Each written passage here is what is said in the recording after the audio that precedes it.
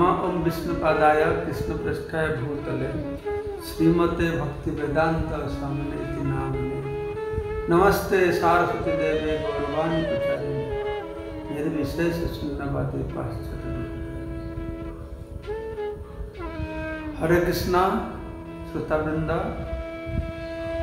आमर विगत अधिवेशन बुलिते आत्मसंपर्क विभिन्न विषय ऊपर आलोकपात करछि। भगवद गीतार भित्तिते शांति सूत्र संपर्के हमारा आलोचना करलाम। तो आजकेर आलोच्य विषय हबे जे मानुष पाप करे केन।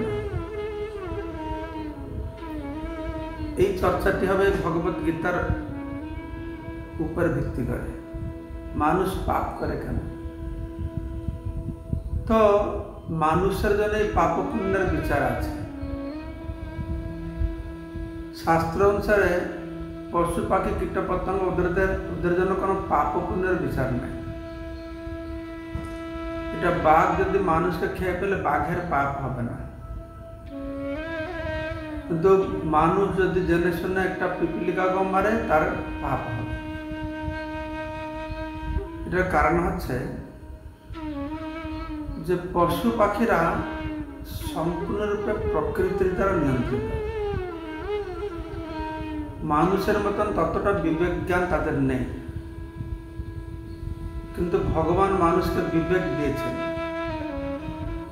তো তার কর্ম করবার পূর্বে যদি বিবেককে ব্যবহার না করে তাহলে তাকে পাপ পুণ্যের ফলের ভাগী হতে হয়। পশু পাখিরা যে প্রকৃতির দ্বারা নিয়ন্ত্রিত তার একটা দৃষ্টান্ত বলব। যেরকম গাই খাবে ঘাস, প্রকৃতি সেটা করে দিয়েছে, তোমার যেন ঘাস দিয়েছে, গাই ঘাস খাবে। গাই কোনোদিন মাছ খাবে না, মাংস খাবে না। ঠিক সেরকম প্রকৃতি নির্ধারণ করেছে বাঘ মাংস খাবে, বাঘ কোনোদিন ঘাস খাবে না। কিন্তু মানুষ সে ঘাসও খাবে, মানে শাক পাতা খাবে, মাংসও খাবে, দুটোই খাবে। তো মানুষকে বিবেক বিচার করে দাও তুমি কোনটা খাবে। যদি মানুষ কোনটা তোমার জন্য খাদ্য সেটা যদি না খায়, বিচার না করে, বিবেক ব্যবহার না করে, তখন পাপ পুণ্যের বিচার এসে যায়। তো মানুষ এই জন্যই বলা হচ্ছে, অর্জুন প্রশ্ন উত্থাপন করেছেন, তো এই মানুষ যে পাপ করে এই প্রবণতাটা কোথা থেকে আসে, কেন পাপ করে? তো ভগবত গীতা 3য় অধ্যায় 39 নম্বর শ্লোকে অর্জুন বলছেন, অথ কেন প্রযুক্তয়ম পাপম চরতি পুরুষঃ অনিচ্ছন্নপি বার্ষ্ণে বলাতিব নিয়োজিত। অথ কেন প্রযুক্তয়ম, কেন মানে কার দ্বারা প্রেরিত হয়, কার দ্বারা প্ররোচিত হয়, পাপম চরতি পুরুষঃ, মানুষ পাপ করে। মানুষ এই পাপ করার প্রবণতাটা মানুষের মধ্যে কোথা থেকে আসে, কে তাকে পাপ কর্মের নিযুক্ত করার সে স্বভাবটা কোথা থেকে জাগে? এটা অত্যন্ত একটা গুরুত্বপূর্ণ প্রশ্ন। আমরা তো সাধারণ কথা বলি অভাব থেকে স্বভাব নষ্ট, না অভাব থাকলে লোক পাপ করে, তা তো ঠিক নয়। অভাবও নেই, তারাও অনেক পাপ করে। এগুলো আমরা আজকে আলোচনা করব। আর অর্জুন জিজ্ঞেস করছেন কি, অনিচ্ছন্ন আপনি বার্ষ্ণে, কৃষ্ণকে সম্বোধন করে বলছেন, হে বিষ্ণু বংশজ, কোন মানুষের ইচ্ছা নেই পাপ করতে, ও জানে এটা পাপ, ও বলাতিব নিয়োজিত, ও যেন বলপূর্বক এই পাপকর্মে নিয়োজিত করছে। কে সেটা, কার দ্বারা পরিচিত হয়? মানুষ বলপূর্বক পাপ কর্মে নিয়োজিত হয়। এই হচ্ছে অর্জুনের প্রশ্ন। আসলে শুধু অর্জুনের প্রশ্ন নয়, এটি প্রতিটি মানুষ, বিবেকবান মানুষের প্রশ্ন।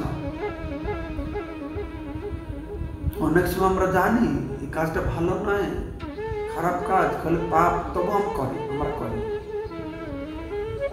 আসলে এই প্রশ্নটা অর্জুনের জন্য কোনো দরকার পড়ে না, সে তো কৃষ্ণের ভক্ত, ভগবান কৃষ্ণের সঙ্গে থাকে। আমাদের কল্যাণের জন্য অর্জুনের মাধ্যমে ভগবান শ্রীকৃষ্ণ এসব প্রশ্ন উত্থাপন করাচ্ছেন, তার উত্তর দিচ্ছেন। কেন মানুষ পাপ করে, কার দ্বারা প্রেরিত হয়, প্ররোচিত হয় মানুষ পাপ করে। অনিচ্ছানপি বাসনায় বলাৎ উপনিয়তিতে, বলপূর্বক যেন কে একটা ভিতর থেকে মানুষকে পাপ কর্মে নিয়োজিত করে। এটা খুব গুরুত্বপূর্ণ প্রশ্ন। আর এই সমস্যা সবাই সম্মুখীন হয়ে থাকে, কম বেশি সম্মুখীন হয়ে থাকে। তো তার উত্তর ভগবান সুন্দরভাবে কয়েকটি শ্লোকের মাধ্যমে দিয়েছেন। সে সম্পর্কে প্রথম শ্লোকটা আমরা আজকে আলোচনা করব। কার দ্বারা পরিচিত হয় মানুষ পাপ করে। ভগবান বলছেন কাম, কাম এষা ক্রোধ এষা রজগুণ সমুদ্ভবা মহাসনা মহাপাপনা বিদ্ধি এনাম ইহ বৈরিনাম। খুব গুরুত্বপূর্ণ একটা কথা ভগবান বলছেন যে মানুষ পাপ করে কেন না, কাম আর ক্রোধ হচ্ছে পাপের কারণ। কাম মানে কি? কাম মানে কামনা, বাসনা, ইন্দ্রিয় ভোগের বাসনা। সেটা যৌন ক্রিয়া কাম হতে পারে, বড় গাড়ি বানাবো, বড় লাভ, পূজা প্রতিষ্ঠা পাবো, এই যে কোনো প্রকারের যে কামনা, বাসনা, নিজের ইন্দ্র তৃপ্তি, আমার ইন্দ্র তৃপ্তি, আর আমার যারা, আমার পরিবার, আমার আত্মীয়, এই সমস্ত ভোগের বাসনা যখন খুব চরমে চলে যায়, তখন মানুষ পাপ কর্ম করে। ক্রোধান্বিত হলে পাপ কর্ম করে। কাম এসা ক্রোধ এসা। তো মানুষ ভোগ করতে চায়, ইন্দ্রিয় ভোগ করতে চায়। যেহেতু আমরা মনে করছি আমি এই দেহ, আমি চিন্ময় আত্মায় জ্ঞান নেই, এই দেহটা হচ্ছে আমি, আর দেহ অন্তর্গত ইন্দ্রিয়গুলিকে সুখ দেওয়া হচ্ছে আমার কাজ, জীবনের লক্ষ্য। এটা নিয়ে আমরা সব পড়ে আছি। ভালো খাবো, ভালো ঘুমাবো, ভালো দেখবো, মানে জাগতিক ভালো, কোনোটাই ভালো নয়। কিন্তু কামের বশবর্তী মানুষ মনে করছে এগুলো সব ভালো, আর সেজন্য সে যা তা পাপ করবার জন্য প্রস্তুত আছে। পাপটা কি জিনিস? আমি আগে একটা অধিবেশন বলেছিলাম 3 প্রকার কর্মের কথা: সুকর্ম, বিকর্ম, অকর্ম।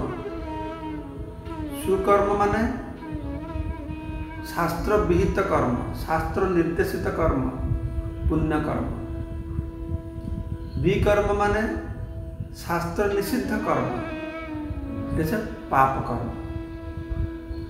আমরা কম বেশি সবাই জানি পাপ কর্মটা কি বিশেষভাবে। পাপ কর্মের বিশেষ সংজ্ঞা হচ্ছে নিজের ইন্দ্রিয় তৃপ্তি, ইন্দ্রিয় ভোগের জন্য শাস্ত্র নিষিদ্ধ কর্মে প্রবৃত্ত হওয়া, তাকে বলে পাপ। ইন্দ্রিয় তৃপ্তি আমরা করতে পারি, কিন্তু শাস্ত্র বিহিত নির্দেশ অনুসারে করতে হবে। শাস্ত্র নির্দেশ অনুসারে যেরকম শাস্ত্র নির্দেশ আছে, যা খাবে ভগবানকে নিবেদন করে খাবে। সে খিরি, পুরি, লুচি ভালো সুন্দর বানিয়ে সুন্দর করে আমরা ইন্দ্রিয় ভোগ করতে পারি, কিন্তু ভগবানকে নিবেদন করে খেতে হবে। তা নাহলে আমরা চোর। যজ্ঞশিষ্ট সিনসন্ত মুচ্যন্ত সর্বক্রিয়বিষয়ী ভুজন্তি অঘম পাপা যে পচন্তি আত্মকারণা। পাপর ডেফিনেশন সংজ্ঞা ভগবান বলে দিয়েছেন। যজ্ঞশিষ্ট সিনসন্ত মুচ্যন্ত সর্বক্রিয়বিষয়ী। যজ্ঞময় বিষ্ণু, ভগবান বিষ্ণুকে নিবেদন করে যদি কেউ খাবার খাবে, সমস্ত পাপ থেকে সে মুক্ত হবে।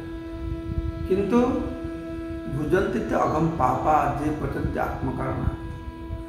যারা নিজের জন্য ভালো মন্দ রান্না করে হাপুস হুপুস করে খাবে তারা মুঠো মুঠো পাপ খাবে, ভগবানকে নিবেদন না করে তারা চোর। তেন চোর বলে বলা আছে গীতায়, ভগবান বলছেন কেন চোর?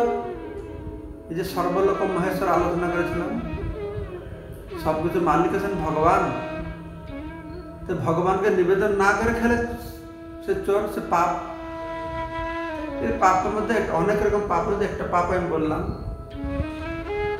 তো শাস্ত্র বিহিত কর্ম যদি আমরা করি, ইন্দ্রিয় সুখ করি, তো সেটা পাপ নয়।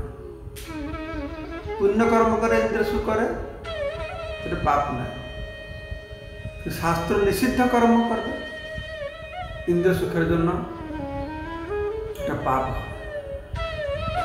যখন এই ইন্দ্রিয় তৃপ্তির বাসনা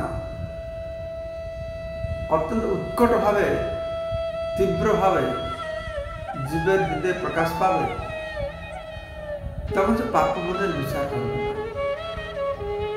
তো কলিযুগ যত বেড়ে যাচ্ছে, মানুষের পাপপূর্ণ বিচার করার ক্ষমতাটা কমে যাচ্ছে।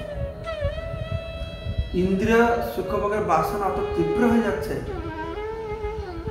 যে কোনো পরিবেশ পরিস্থিতি সবাই কিছু না কিছু পাপ করেছে।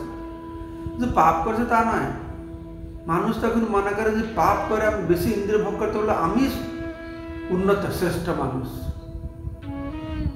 সে অফিস আদালত থেকে শুরু করে, সে ব্যবসা থেকে শুরু করে, মানে জাতি বর্ণ ধর্ম নির্বিশেষে কোথায় যে পাপ কর্ম নেই, এর খোঁজে পাওয়া খুব কচিত আমরা পাবো। এর কারণ কেন? এই পাপ করার প্রবণতাটা কারণ হচ্ছে এটা আসছে কোথায়? কাম এসে ক্রোধ এসে। কাম মানে কি? আমরা কামনা বাসনাকে চরিতার্থ করব। তো কামনা বাসনা চরিতার্থ করবার প্রবণতা তীব্র হলে আমি যে কোনো পাপ করতে প্রস্তুত আছি। আরেকটা হচ্ছে কি না, আমি কামনা বাসনা চরিতার্থ করতে যাচ্ছি, কেউ যদি আমার প্রতিবন্ধক হয়ে গেল, খুব ক্রোধ হয়ে যাবে, আমি যে কোনো পাপ করব। আমার ইন্দ্রিয় তৃপ্তি ভোগে যেন কেউ আমার মাঝে না আসে, এই হচ্ছে। তো কাম এসে ক্রোধ এসে, তো পাপ করার প্রবণতা আসছে কাম থেকে, ক্রোধ থেকে। আর কাম আর ক্রোধ কোথা থেকে আসছে? কাম আর ক্রোধের উৎপত্তি স্থলটা কোথায়? মানে ভগবান কৃষ্ণ গোড়াতে যাচ্ছে, বললেন গোড়ায় গলা। আমার উপরে ভাবছে ও পাপ কর্ম করে বিচারিতে নেই, যদি বিচার বা করে ও অভাবে স্বভাব নষ্ট, পাপ কর্ম করছে অভাবে করে, তা নয়।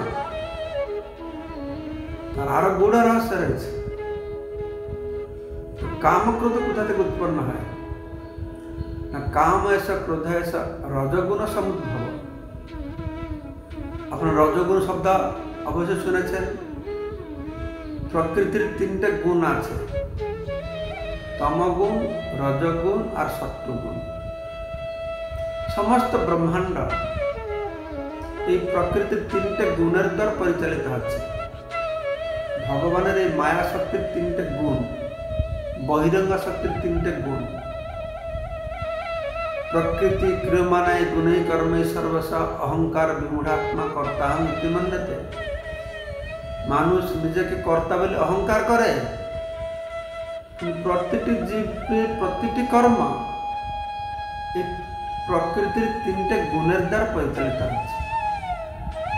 আমি কিরকম কাজ করতে ভালোবাসি, কিরকম খাবার খেতে ভালোবাসি, আমার কথা বলার ঢংটা কিরকম, আমার স্বভাব চরিত্র কিরকম, এই সব নির্ভর করে আমার উপরে প্রকৃতির কোন গুণের প্রভাবটা বেশি। প্রকৃতির সত্যগুণ প্রভাবটা আমার উপর বেশি, তাহলে আমার মন শান্ত, ধীর, স্বভাব চরিত্র সুশীল থাকবে, স্নিগ্ধ থাকবে। আমি খাওয়া দাওয়া, শাক সবজি, ঘি, দুধ, চাল, ডাল, সবজি এগুলো খেতে ভালোবাসবো। শান্ত ধীরে থাকবো, বেশি উগ্র মেজাজ কম ভালো লাগবে না। এটা সত্যগুণের একটা লক্ষণ। কীরকম খাবে, কথাবার্তা ধীর হয়, কথাবার্তা করবে। যারা তো এই গুণগুলি দেখবে মানে এই শান্ত গুণ, সত্য গুণের লোক। আর রজগুণের মানুষ তেল মশলা মাছ মাংস উগ্র জিনিস সব খেতে ভালোবাসে, আর খুব ছুটবে, এই কাজ করবে সে কাজ করবে, খুব ছোটাছুটি করবে, আর খুব কাম প্রবৃত্তি হবে, কাম ক্রোধ রজগুণের মানুষের মধ্যে থাকবে। আর তমগুণের মানুষ, এটা ভবিষ্যতে আমরা আরো বিশেষভাবে ব্যাখ্যা করবো, এটা জানা দরকার, এর মধ্যে আমরা নিজেকে জানতে পারবো। তমগুণের মানুষ তার স্বভাবটা কিরকম হবে, সে সক্রিয় হবে না, শান্ত হবে না, সবসময় ঘুমাবে, খুব আলসি হবে, আর প্রমাদ,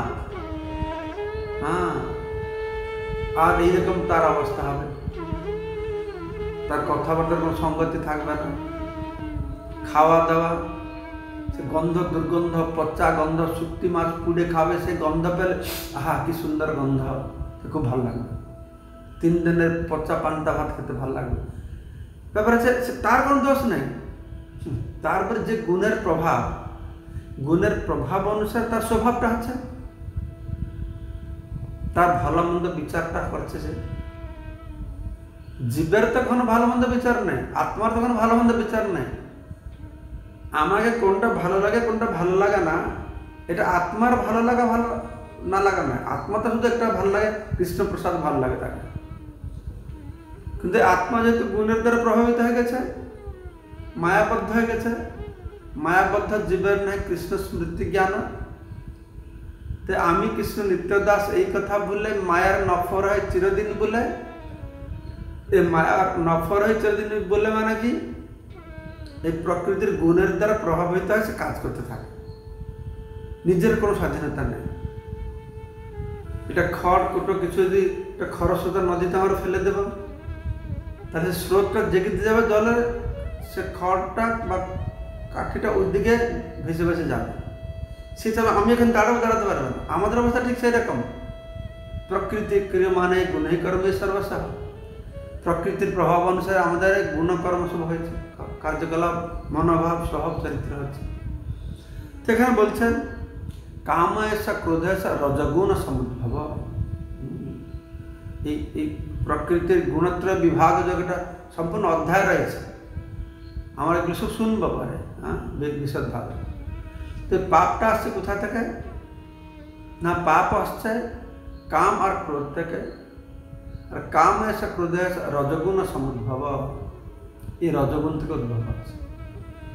আর ভগবান কৃষ্ণ বলছেন এইটা হচ্ছে মহাসন মহাপাপনা। এই রজগুণ থেকে উদ্ভূত এই কামই মানুষকে পাপে প্রবৃত্ত করছে, আর এই কামই ক্রোধে পরিণত হচ্ছে।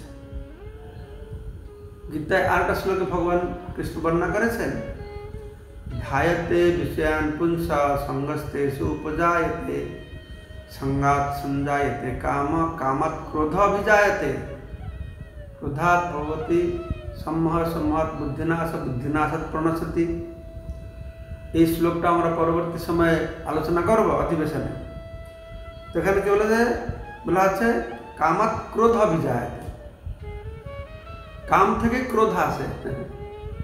সেক্ষেত্রে এখানে বলছেন রজগুণ থেকে সমুদ্ভব কাম মানুষকে পাপে প্রবৃত্ত করে, কামেই ক্রোধে পরিণত হয়,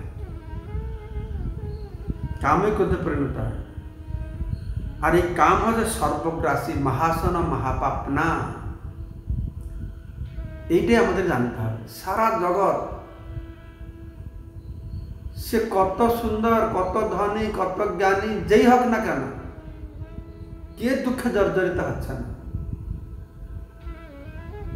কে আধ্যাত্মিক আদিদৈবিক আদি ভৌতিক ক্লেশ ত্রিতাপ ক্লেশ পাচ্ছে না। সবাই কেন? এই সর্বগ্রাসী কামের আমরা কি হয়েছি না প্রদার প্রভাবিত হয়েছি। প্রতিটি জীব আব্রহ্ম স্তম্ভ পর্যন্ত সর্বজগৎ মায়াময়, সবাই প্রতিটি জীব। সেজন্য একে বলা হচ্ছে কামকে বলা সর্বগ্রাসী। কাম মানে ইন্দ্রিয় ভোগের কামনা বাসনা। সর্বগ্রাসী বলা হচ্ছে আর পাপাত্মক। সর্বকে কাম হচ্ছে পাপাত্মক। ইন্দ্রিয় ভোগ বাসনা তীব্র, ইন্দ্রিয় ভোগের তীব্র বাসনা তাকে পাপ কর্মে নিযুক্ত করবেই করবে। সেজন্য জানতে হবে ইন্দ্রিয়টা কি। ইন্দ্রিয়াণি প্রাণেয় ইন্দ্রিয়ভ্য পরংমনঃ মনসত্ব পরাবুদ্ধি। এই আলোচনা শেষে কৃষ্ণ বলবেন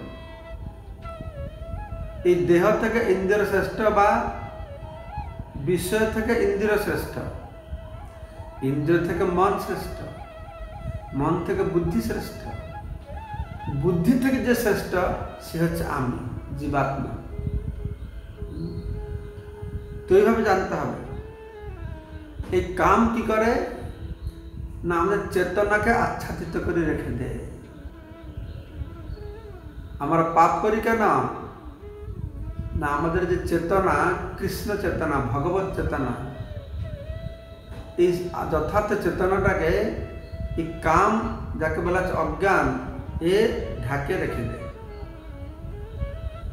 তার ফলে আমরা নিজের স্বরূপকে না বুঝে পেরে বিভিন্ন পাপ কর্ম করি। তো সেজন্য এখানে বলা হচ্ছে এটা সর্বগ্রাসী পাপাত্মক বিদ্যেনম ইহা বৈরিণম। ইহ হচ্ছে আসল শত্রু। আমাদের শত্রুকে চিনতে হবে, বুঝতে পারছেন? আমরা সমাজে বহু শত্রু দেখি, এ শত্রু সে শত্রু, ও আমাকে দেখতে পারে না, ও আমার শত্রু, ও আমার শত্রু, কিন্তু আসলে বাহিরে কোনো শত্রু নেই। আমাদের আসল শত্রু ভিতরে বসে আছে। হিরণ্যকশিপু অসুর ছিল তো ভগবানকে মানত না।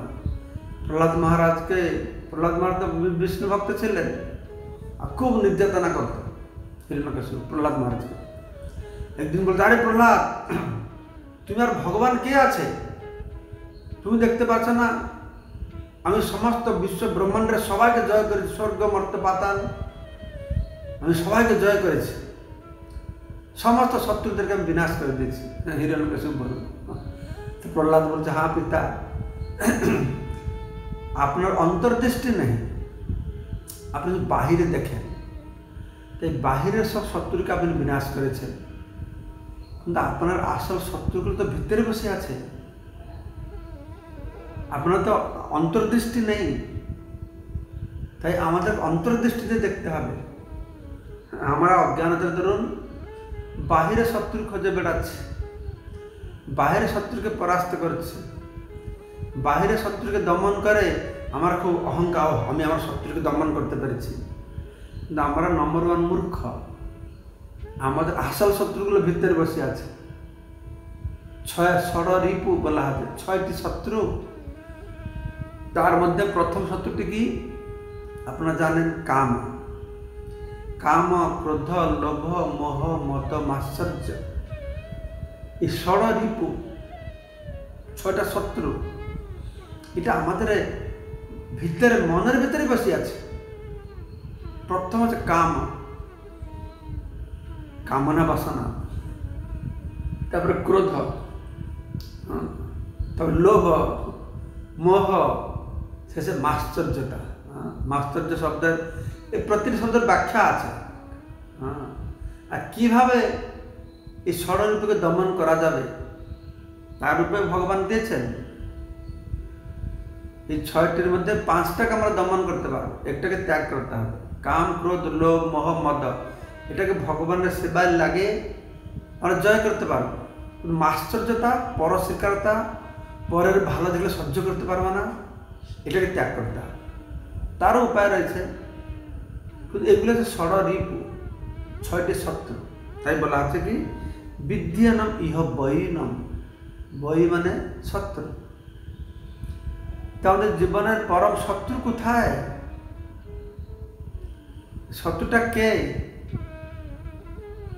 খুঁজতে হবে। এই শত্রু হচ্ছে কাম। কাম আমাদের ভিতরে রয়েছে।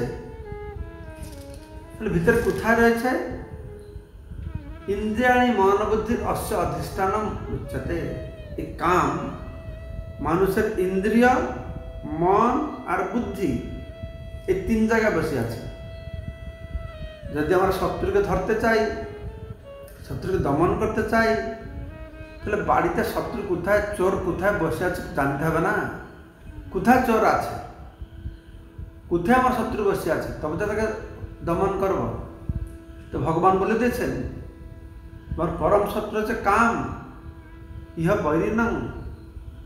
এই বৈরী শত্রু কোথায় বসে আছে না ইন্দ্রিয়াণী মন বুদ্ধি। আমাদের ইন্দ্রিয়, মন আর বুদ্ধি, এই তিন জায়গায় এই কাম বসে আছে। তা আমাদের এইভাবে খুঁজতে হবে শত্রুকে। তো ভগবান অর্জুনের প্রশ্নের উত্তর দেওয়া শুরু করলেন। এইটুকু আজকে আমি বলবো যে মানুষের পাপ করার প্রবণতা আসে কাম থেকে, কামনা বাসনা থেকে। যে কাম ক্রোধে পরিণত হয়, এই কাম হচ্ছে সর্বগ্রাসী এবং পাপাত্মক। সেজন্য কামকে বলা আছে, কৃষ্ণ বলছেন বিদ্যেনম ইহ বৈরিণম। এই জড়জগতে এনম ইহ বৈরিণম, এই জড়জগতে একে সব থেকে পরম শত্রু বলে জানতে হবে। কিন্তু অজ্ঞানতার ধরুন আমরা ছোটখাটো শত্রুর পিছনে ছুটছি, আসল শত্রু আমাদেরকে নিহত করছে, তা অধীনে রেখে দিয়েছে। তো অর্জুনের প্রশ্নের উত্তর দেওয়া শুরু হলো যে কেন মানুষ পাপ করে। কাম, এই কাম হচ্ছে অজ্ঞান। এই কামটা কি করে না আমাদের চেতনাকে আবৃত করে। মানুষের চেতনা যে জ্ঞান তাকে বিভিন্নভাবে আবৃত করে। তো এই অনুসারে 5 প্রকারের চেতনা কথা বলা হয়েছে। আবৃত চেতনা, তারপরে সংকুচিত চেতনা, মুকুলিত চেতনা, বিকশিত চেতনা, পূর্ণ বিকশিত চেতনা। তো আগামী অধিবেশনে আমরা শুধু মানুষের চেতনায় সম্পূর্ণ জীব জগতের মধ্যে, সমস্ত জীবের মধ্যে 5 প্রকারের চেতনা রয়েছে। এই চেতনাটা কি জিনিস? আমরা তো আত্মজ্ঞান আলোচনা করছি, আত্মার কথা আলোচনা করছি। আত্মার লক্ষণটা কি?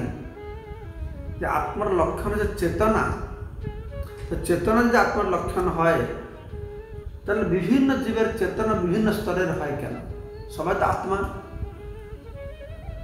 তো সেটাই আমরা পরবর্তী অধিবেশনে আলোচনা করব। তার দৃষ্টান্ত দিয়ে সুন্দরভাবে ভগবান শ্রীকৃষ্ণ বুঝিয়েছেন।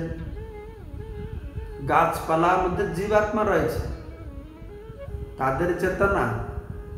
পশু পাখির জীবাত্মা রয়েছে, তাদের চেতনা। মানুষের মধ্যে জীবাত্মা রয়েছে, তার চেতনা। সবার মধ্যে জীবাত্মা রয়েছে। পাথরের মধ্যে জীবাত্মা রয়েছে বলা আছে। কিন্তু চেতনার অভিব্যক্তি বিভিন্ন প্রকারের হচ্ছে, অভিব্যক্তি বিভিন্ন। তো কিভাবে এই কাম, বিশ্বভোগের বাসনা আমাদের চেতনাকে বিভিন্নভাবে বিভিন্ন পরিমাণে আবৃত করে রেখেছে, সেটাকে জানতে হবে।